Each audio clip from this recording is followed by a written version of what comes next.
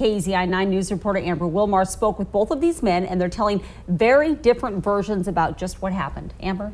Well, Matt, Renee, in this lawsuit, Ryan Coleman is suing Dolled Up Construction for $800,000. Coleman told me he was discriminated against and fired because of his religion, but his former boss says that's not the case. It was given to me by my grandfather.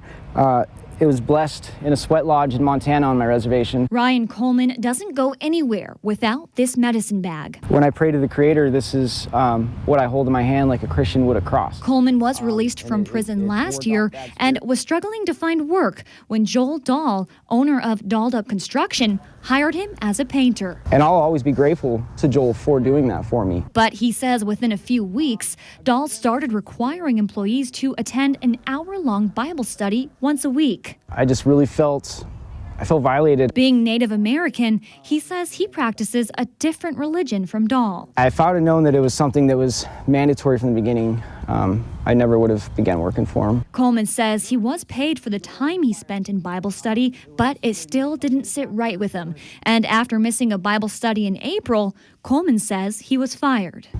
And it was the first where I didn't show up, and he let me go. I don't expect anybody to pray to God. I don't tell them who they can believe in. Dahl tells a different story. He says none of his people are required to attend Bible studies.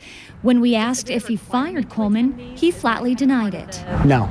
The way he remembers it, Coleman left voluntarily. When this all came about, he was actually on call, and then he got employment with another painting company. Now Coleman is suing Dahl for religious discrimination, whistleblower retaliation, and wrongful termination. This lawsuit was filed here at the Linn County Courthouse, where a judge may soon have to decide on yet another case in Oregon of religious freedom versus workplace law. There's rarely that smoking gun document that says something like, I fired this employee because of his protected characteristic, his religion or race or something.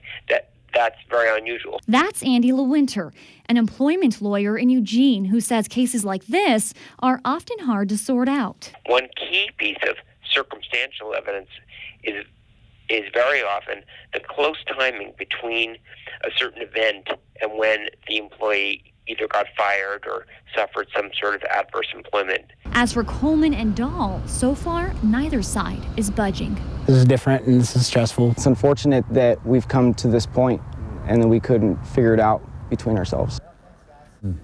And Matt, Renee LeWinter also says that private businesses like Dolled Up Construction, they have a different set of rules than public ones. So he says including the Bible study would not be illegal per se, but because it's paid, he says that can be a form of discrimination.